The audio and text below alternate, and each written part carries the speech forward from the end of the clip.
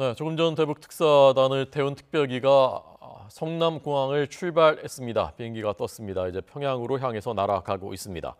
두 분의 전문가를 초대했습니다. 이물추 경남대 극동문제연구소 교수, 이인배 한반도 미래포럼 수석연구위원 나와 있습니다. 안녕하십니까? 네, 안녕하십니까? 오늘 우선 그 정의용 국가안보실장이 기자들한테 직접 문재인 대통령의 비핵화 의지를 확고한 의지를 분명하게 전달하겠다. 꽤 높은 수위의 그 발언이 아닌가 봤는데요. 어떻게 들으셨습니까? 예, 저도 상당히 높은 수위의 발언으로 해석을 했습니다. 사실 이게 비핵화라는 부분은 공식적으로 언급을 할 때 이제 북한이 어떻게 받아들일지를 늘 고려하면서 이제 할 수밖에 없는 그런 어떻게 보면 이제 금기시된 언어 중에 하나가 이제 비핵화인데 더군다나 이제 당장 그 김정은 그 위원장을 만나러 가는 그 출발선상에서 비핵화가 대통령의 확고한 뜻이고 또 여기에 관련해서 일정한 성과를 내겠다는 의지를 밝힌 부분은 상당히 이례적이라고 볼 수가 있을 것 같습니다. 네, 지금 막 들어온 화면입니다. 조금 전 상황인데요. 성남공항이죠. 대통령이 이용하는 군용공항입니다만 대통령 특별기가 이용하는 공항입니다. 이곳에서 지금 대통령 특사단 5명의 특사들이 특별기가 뒤에 보이고요. 인사를 마지막으로 하고 있습니다. 정의용 국가안보실장이 특사 단장, 수석 그 특사를 맡게 됐고 이어서 서훈 국정원장, 또 천혜성 통일부 차관, 김상균 국정원 차장, 그리고 윤건영 청와대 국정상황실장 이렇게 차례로 5명이 특별기에 오르고 있습니다. 이 특별기는 뭐 그 청와대 경험이 있으시니까 아시겠지만 이건 작은 거죠. 그러니까 그 단거리 오가는. 네, 그렇습니다. 지금 그 공군 2호기라 그러는데 1호기는 이제 한 200인승 정도 됩니다. 좀 더 큰 거고요. 주로 이제 대통령께서 그걸 타시고요. 이거는 국내 가거나 일본이나 중국 갈 때 짧은 거리를 사용하게 되는데 거의 대통령께서 사용하지 않으시고요. 저게 1985년인가 만들어진 거기 때문에 좀 오래됐습니다. 그래서 1호기가 2010년에 도입되면서 이제 이거는 이제 뒤로 물러나서 이제 2호기로 해서 그냥 비상용으로 이제 가지고 있던 거여서요. 그렇게 사용하는 거 그렇게 보여집니다. 네. 지금 맨 왼쪽에 서훈 국정원장 보이고요. 파란색 넥타이를 맨 정의용 국가안보실장, 그 옆에 천혜성 통일부 차관, 5명의 특사들과 5명의 또 실무진인데 실무진은 누구인지는 아직 그 알려지지 않은 거죠. 그 NSC 그 행정관이라고 청와대 측에서는 밝혔습니다. 아마 이제 국정원 그 관계자들하고 청와대 그 국가안전보장회의 그 행정을 담당하는 분들이 함께 동행하는 것으로 알고 있습니다. 네, 국가안전보장회의 NSC 행정관들을 중심으로 한 5명의 실무진, 그리고 우리 쪽은 취재진은 가지 않고요. 북한에서 그럼 화면을 보내주게 됩니까? 어떻게 됩니까? 그 부분에 대해서는 제가 정확하게는 모르겠는데요. 어떻든 이번 그 방북이 이제 상당히 이제 민감한 의제를 놓고 어떻게 보면 이제 김정은 그 최고 지도자와 긴 뭐 토론이라든지 설득 과정이 그 전개될 가능성도 있고 어떻게 결과를 알 수 없는 그 방북 일정입니다. 이제 그런 맥락에서 이 화면, 그 방송 화면을 보내는 것 관련해서는 사전에 이제 결정이 안 된 것 같고요. 그러나 이제 그 현장에서 분위기가 좋고 또 대화나 이런 또 설득 과정들이 서로가 또 양해하는 수준에서 성과를 낸다면 아마 조선중앙통신에서 우리 쪽에 그 방송 화면을 전달할 가능성도 있어 보입니다. 서해 직항로를 이용해서 이제 지금 가고 있는 것이지 않습니까? 네, 그렇습니다. 서해 직항로라는 것이 이제 성남 비항제에서 출발하면은 서쪽으로 더 확 빠져나가게 되죠. NLL 우리 영해를 빠져나가서 다시금 북쪽으로 올라가서 다시금 동쪽으로 평양으로 가게 되는 그런 공역이 되는데 2000년에 김대중 대통령께서 처음 평양을 방문하실 때 그때 처음으로 열렸던 그 경로인데요. 지금까지 이용 몇 번 저 경로를 이용한 적이 있었습니다. 임동원 특사도 이용한 적이 있었고요.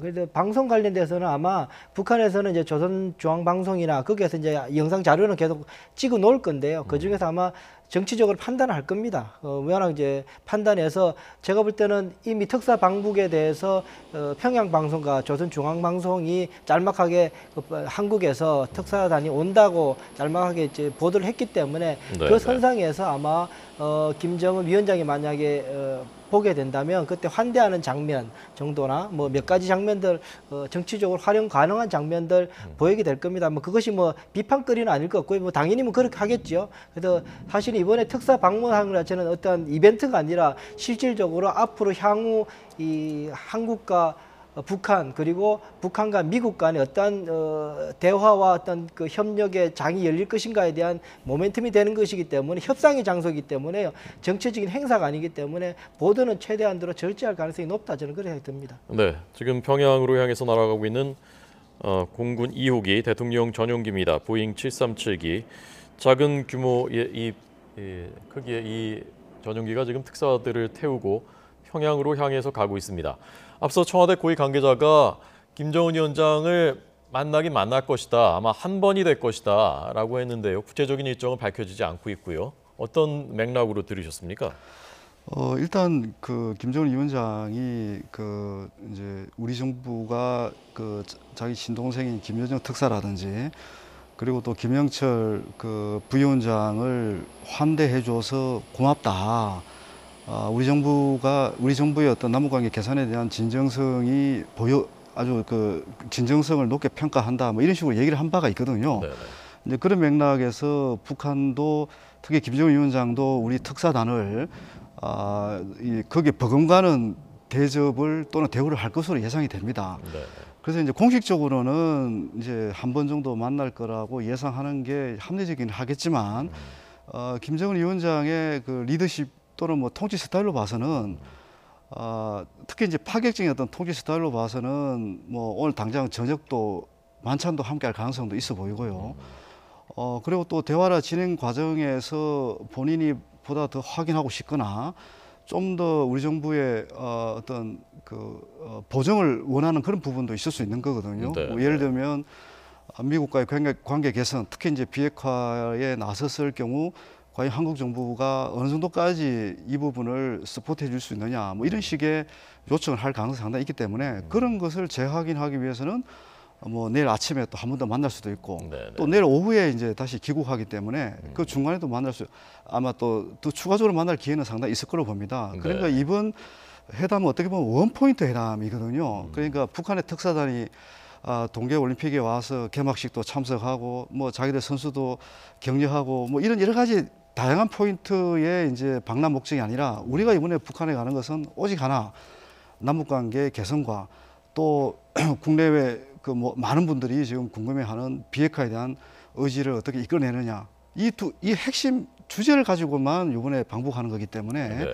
이제 그게 몰두하는 그 회담이다 보니까 아무래도 이제 김정은 위원장의 의중을 확인한 게 굉장히 중요한 거고 그 의중과 관련해서 진전이 있으면 우리는 추가 회담을 또 할 필요성을 현장에서 느낄 가능성이 굉장히 높거든요.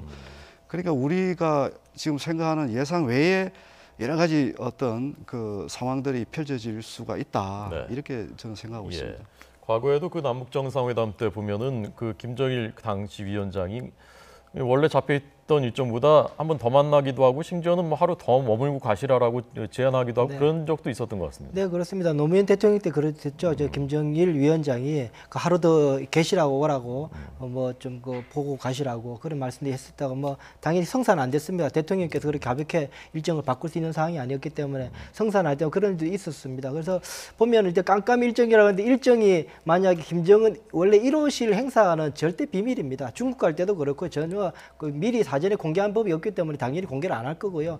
이제 아마 이번에 특사 방북 조율 과정 속에서 김정은 위원장의 면담에 대한 의향들은 웬만큼 그 감을 잡고 갔을 것 같은데 아마 한 번 정도 만나는 거에 대해서는 거의 서로가 공유를 하고 있을 텐데 공개를 못 할 건데 그것을 공개 안 하고 나머지 일정들을 공개하면 그거 비어 있는 것이 뭐 그럴 거니까 여러 가지 뭐 당연히 여러 일정들도 감안해서 일정은 아마 이제 공개를 못 하고 있는 그런 상황일 것 같고요.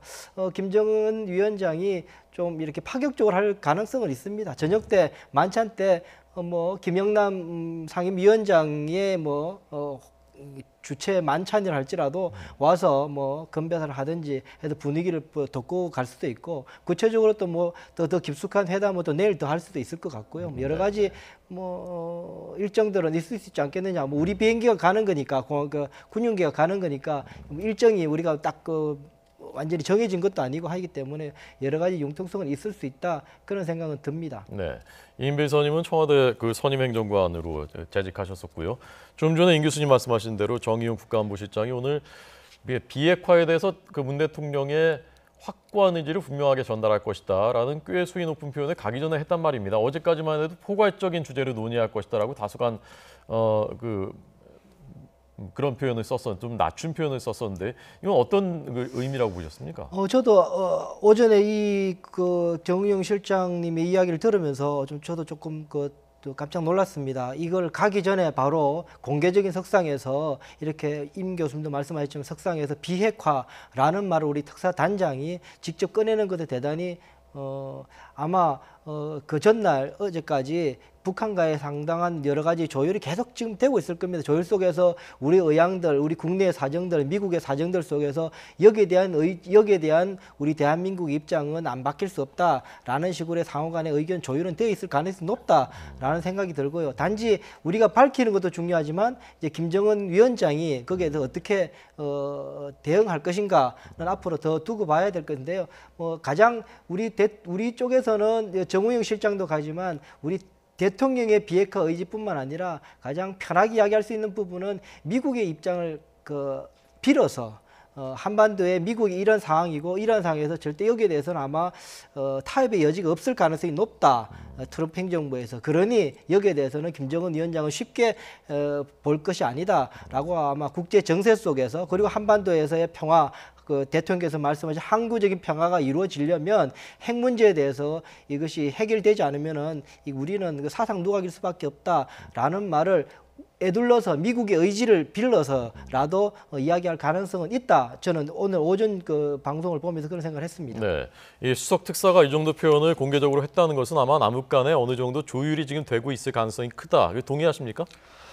사실 그동안 북한 고위층들이 많이 왔고 김정일 특사부터 해서 김현철 부위원장 어떻게 보면 이제 북한 내 대남 그 정책 결정 과정의 핵심 라인들이 우리 남쪽을 다 방문하고 간 거거든요. 네네. 그 과정에서 충분히 비핵화 의제와 관련해서도 저는 의견이 주고받았을 거라고 생각합니다. 충분히 그 가능성이 있는 거고요. 이제 과거의 특사가 갈 경우에는 정말 깜깜이었죠.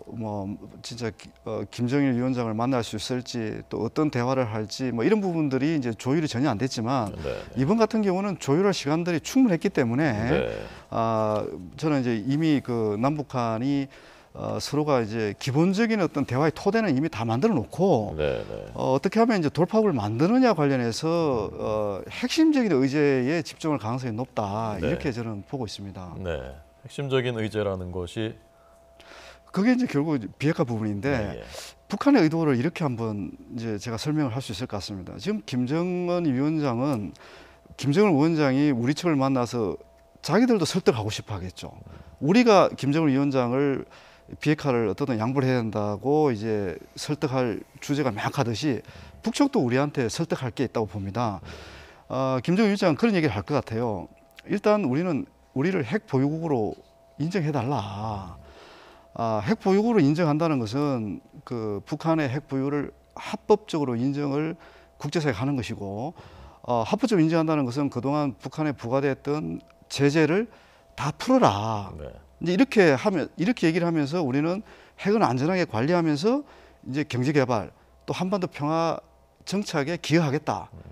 이걸 위해서 열심히 하겠다. 이런 얘기를 분명히 할 겁니다. 그런데 이제 우리는 이런 김정은 위원장의 요구가 희망이 현실적으로 이행되기 굉장히 어렵다. 북한 핵을 보유한 상태에서 평화를 유지하고 경제 발전에 집중한다는 것은 현실적으로 어렵다. 근데 그게 이제 아까 말씀하신 미국의 입장을 또 충분히 설명할 수도 있고 이제 그런 과정들이 이제 주고받아질 것 같은데 제가 이제 보는 관점에서는 그런 겁니다. 우리가 이제 그 신년사를 다시 복귀를 할 필요가 있는 것이 9월 9일 북한 창건 정권 창건 70주년입니다. 김정일 위원장은 이미 북한 주민들에게 선언을 했거든요. 어떻든 원래 이 창건 기념일을 대경사로 하도록 하겠다. 근데 대경사를 맞이한다는 것은 북한 주민 입장에서는 경제적으로 좀 풍족해진 상황, 이 가장 그 북한 주민들이 원하는 거지 않습니까? 근데 지금 한 몇 개월 남긴 했지만 국제사회 제재는 여전히 아주 높은 수준에서 계속 유지가 되고 있고, 그리고 자기들이 이제 남북관계 개선을 통해서 어느 정도 이런 분위기를 좀 완화시키려고 하는 의도는 분명히 있어 보이는데, 지금 우리 정부 입장은 이 북미 대화, 특히 비핵화 대화의 진전이 없으면 북한이 원하는 이런 환경 조성이 어렵다는 것은 아마 그 이전에도 분명히 바뀌었을 거라고 보는 겁니다. 이제 이런 부분들이 이제 그러니까 북한 입장에서는 어떻든 양보를 해야 된다. 근데 양보를 하는데 자기들이 굴복한 듯 뭔가 미국의 압력에 굴복한 인상을 안 주려고 저렇게 저는 애를 쓰고 있다고 보는 겁니다. 네. 그러니까 미국과의 대화를 해도 대등한 입장에서 하겠다. 우리들이 이런 그 미국의 맥시멈 프레셔라고 해서 최대한의 압박에 굴복해서 대화에 나가는 모양새는 그런 모양새는 연출하고 싶지가 않다. 이제 그런 부분 관련해서 이제 우리 정부가 일정한 역할을 해주기를 바라는 네. 그런 부분들이 이제 저한테는 느껴졌습니다. 예. 임 교수님 말씀을 듣다 보니까 제가 지금 그 평양의 백화원 영빈관의 어느 그 밀실에서 그 남북 간의 그 대화가 오가는 그 현장에 마치 앉아 있는 것 같은, 미리 보는 것 같은 그런 느낌입니다. 자, 그래서 지금 우리가 문 대통령의 확고한 비핵화 의지를 분명하게 전달한다고 했을 때, 그때 그 북한이 어떤 반응을 보일 것인가, 특히 김정은 위원장 만났을 때 그 부분이 제일 관심이고, 그 부분에 대한 그 전망을 임 교수님 해주셨는데, 이 이사님은 어떻게 전망하십니까? 일단 이미 벌써 어제도 그렇고요. 비핵화에 대해서는 기대하지 말아라고 벌써 여러 차례 벌써 이야기한 바가 있기 때문에 김정은 위원장도 그런 말을 하고 있는 상황이어서 비핵화에 대해서 적극적인 언급이 나올 가능성은 대단히 낮지 않겠느냐라는 생각을 해보게 됩니다. 물론 우리 정부로서는, 우리 특사단은 분명히 그 이야기를 하겠다고 오늘 뭐 정우영 실장도 이야기했기 때문에 분명히 이야기는 전달할 겁니다. 그거 자체도 저는 대단히 중요한 의미가 있다고 보고요. 근데 이제 김정은 쪽에서 볼 때는 그거는 본인이 2012년인가요? 공개적으로 당 대표자 대회에서 본인의 육성으로 처음으로 이 북한에 대한 대외 정책, 안보 정책 1호 정책이 뭐냐면은 그 핵 경제 병행 노선을 본인의 입으로 본인이 위원장이 되거나 처음에 한 말이 그거였거든요. 그러니까 사실 되돌릴 수가 없죠. 비핵화에 대해. 그래서 그거를 뭐 포기할 수 없는 상황입니다. 그런 상황에서 지금 우리 특사단을 맞이해야 되는데, 제가 볼 때 이렇게 볼 때 걱정이 되는 부분, 앞으로 조금 더 우리가 좀 주의해야 될 부분이 뭐냐면은 김정은 위원장이 모라토리엄 선언 정도는 가능하지 않을까라는 생각을 하게 됩니다.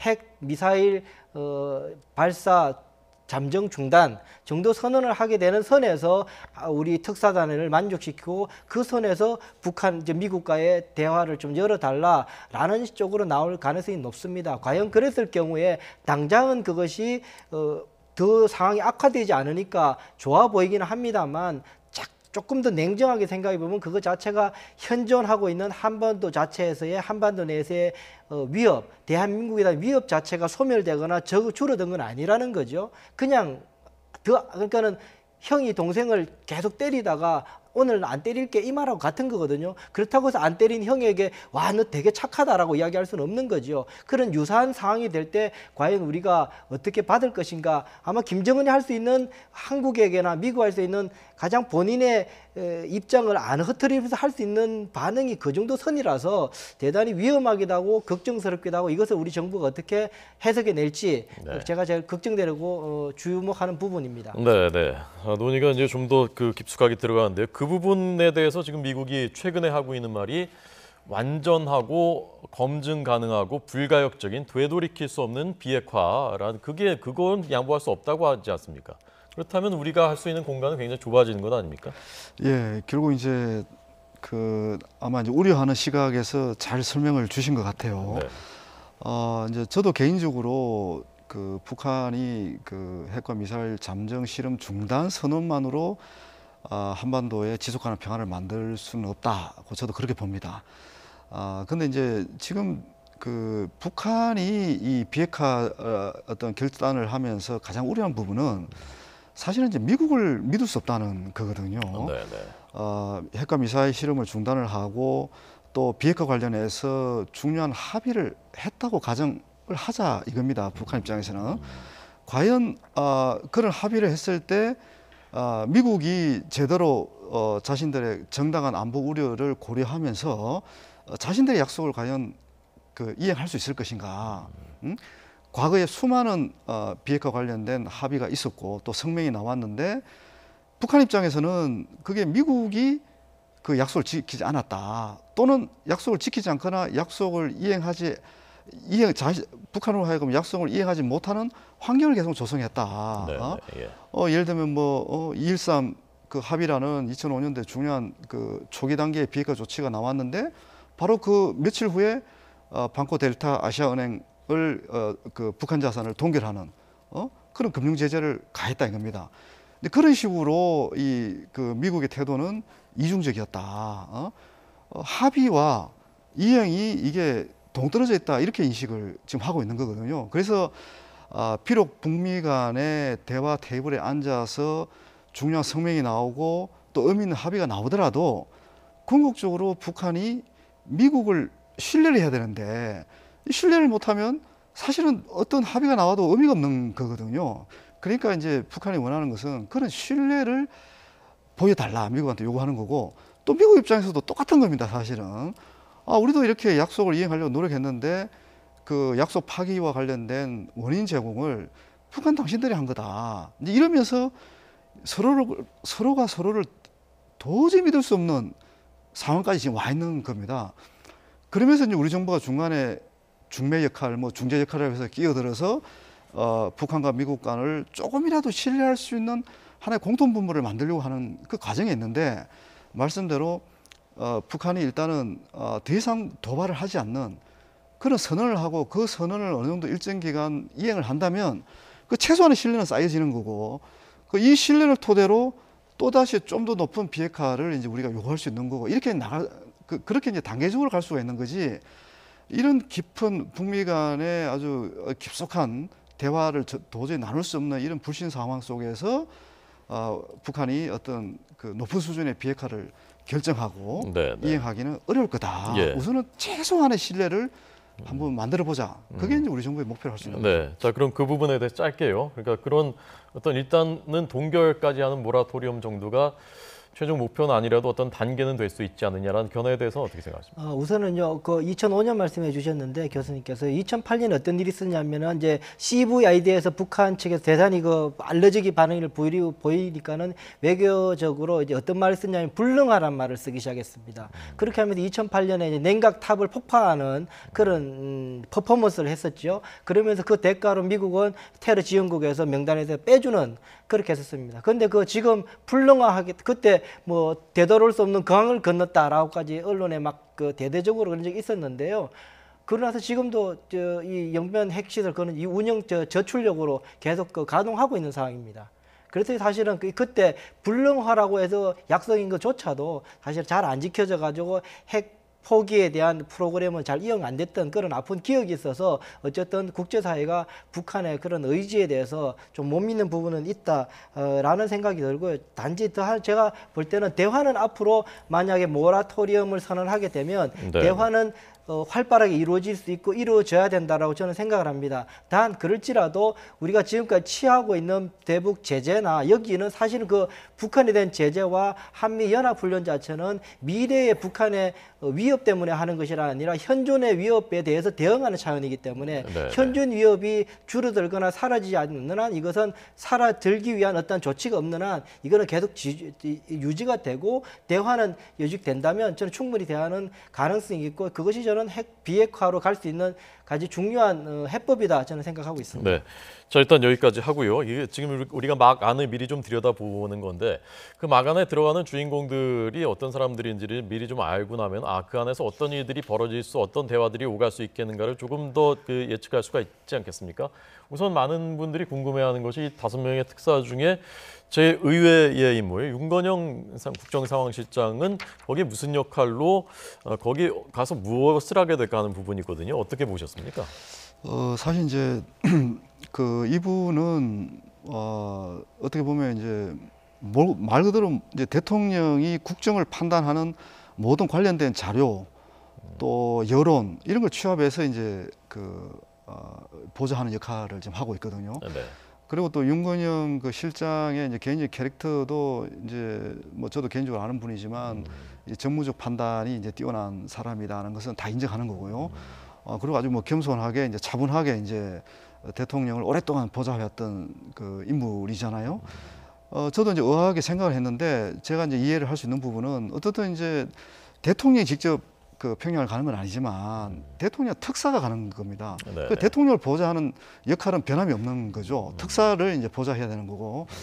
더군다나 그 아마 이제 김정은 위원장 스타일로 봐서는 우리 대표단이 좀 예상 못했던 의제라든지 뭐 이슈를 이렇게 던질 가능성이 저는 굉장히 높다고 봅니다. 예, 예. 이제 그런 판단과 관련해서 그게 그 정무적인 현장에서의 정무적 판단을 이분이 할 가능성이 굉장히 높다. 네, 네. 그 물론 서훈 국정원장이나 정용 그 안보실장도 하시겠지만 그 부분은 또 다른 부분이거든요. 네, 이분은 네. 이제 정치 그 윤건영 실장은 정치권에서 잔뼈가 굵은 사람이기 때문에 현장에서 대통령을 모시듯 정용 실장을 이제 단장을 이제 모시면서 정무적 판단을 종합할 가능성이 굉장히 높다. 예상 그렇게 못할 의제를 던진다면은 예컨대 어떤 것이 있을 수 있을까요? 아무래도 이제 그 남북 관계 발전과 관련해서는 상당히 이제 획기적인 제안을 할 가능성도 있어 보입니다. 그러나 우리 입장에서는 남북 관계 발전이라는 것이 이제는 북미 관계하고 뗄래야 뗄 수 없는 상황으로 지금 엮여져 있는 상황, 핵 문제 때문에 엮여져 있는 상황이기 때문에 예. 그래서 저도 예상하기는 좀 쉽지 않아 보입니다. 않아 보이지만 지금까지 김정은 위원장이 외교라든지 또 자기 여동생 김여정을 특사로 보내는 과정이라든지 뭐 여러 가지 이런 걸 보면 거의 파격의 연속이라고 우리 북한 연구자들은 사실 보고 있거든요.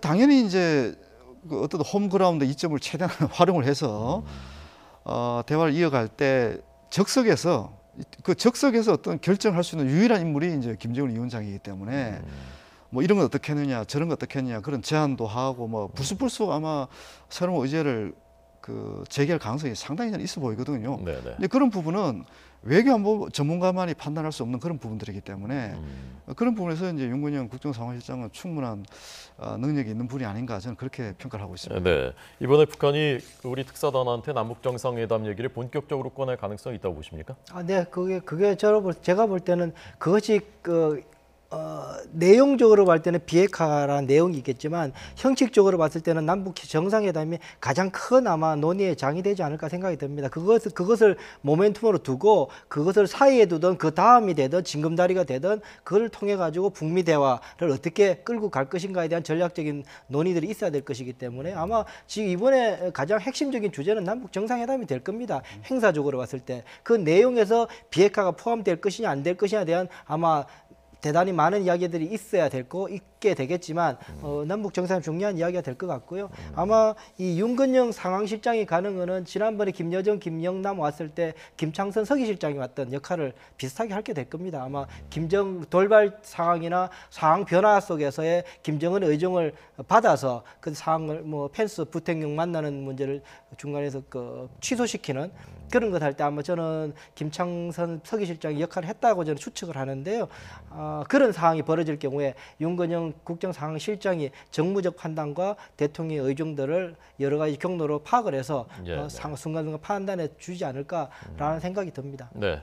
자, 끝으로요. 이번 그 특사단 방문 과정에서 한미 연합 군사 훈련에 대해서는 어떤 논의가 오갈 가능성이 있다고 보시는지 두 분에게 1분씩만 듣겠습니다. 북한의 관심사는 그 남북 정상회담하고 한미 군사훈련입니다. 지금 그 명확하고요. 어떻든 한미 군사훈련과 관련해서 자신들의 요구가 어느 정도 관철이 안 되면 비핵화 논의라든지 또 남북 관계도 더 이상 진전시킬 수 없을 수도 있는 그런 부분입니다. 북한이 김정은 위원장 신년사부터 가장 최근까지 줄곧 강조하는 것이 그 남북 정상회담 그리고 한미 군사훈련과 관련해서 더 이상 자신들을 괴롭히지 마라. 이제 한미 군사훈련이 어떤 식으로든 조정이 돼야만이 자기들이 좀 더 그 높은 단계의 어떤 결단을 할 수 있다는 메시지를 계속 보내고 있기 때문에 남북 그 한미 군사훈련은 굉장히 중요한 이슈가 될 거라고 예상을 합니다. 네. 우리는 어떤 태도를 보일 수 있을까요? 그게 이제 그 한미 군사훈련을 조정하기 위해서는 우리도 그 조정에 필요한 어떤 그 환경이나 분위기 조성과 관련해서 북한의 전향적인 태도가 필요한 거죠. 이제 그 부분이 우선은 이제 핵과 미사일의 잠정 발사 중단 부분이 될 수가 있는 거고, 두 번째는 보다 진정성 있게 말 수준에서라도 미국과의 대화에 좀 적극적으로 나서겠다. 그러니까 김영철 부위원장이 이미 얘기를 했습니다. 미국과의 대화할 용의가 있다는 것은 이미 했고, 그렇지만은 또 지금 북한 언론 매체를 통해서는 뭐 또 굉장히 거친 언사를 계속 지금 쏟아내고 있거든요. 이제 그런 부분에서 북한이 좀 더 이렇게 최고 지도자 수준에서 미국과의 진정성 있는 대화를 원한다. 그런 어떤 그 발표를 이끌어내도 의미 있는 성과라고 이제 성과로 평가할 수 있을 것 같습니다. 네. 끝으로 임배 이사님. 네, 저는 2월 8일 날 건군절 행사를 갑작스럽게 조정을 해서 하게 됩니다. 원래 4월 25일 날 하던 행사를 2월 8일로 대대적으로 했었는데요. 저는 그 장면을 보면서 국내적으로 대단히 우려도 있었고 대단히 걱정하는 시선도 있었지만 전략적으로 볼 때 그것이 우리 대한민국 정부를 봤을 때는 좋을 수 있다라는 생각을 했습니다. 건군절 행사 했으니까 우리도 연례적으로 하던 한미 연합 훈련을 하면 되는 겁니다. 그렇게 해서 서로가 뭐 주고받을 수 있는 거라서 그렇게 서로 이야기를 해서 설득해서 풀어내는 방법이 있지 않겠느냐 생각을 해봅니다. 네. 자, 대북 특사 이제 30분 출발한 지 30분이 지났는데요. 아직 도착할 시간은 아직 안 된 거죠? 아마 저 비행 시간만 1시간 정도 걸릴 것 같고요. 하면 한 2시간 정도 돼야지 평양에서 트랩에서 내려오지 않을까라는 생각이 듭니다. 알겠습니다. 이물출 경남대 교수님, 이인배 한반도 미래포럼 이사님 두 분 분석 잘 들었습니다. 고맙습니다. 네, 고맙습니다.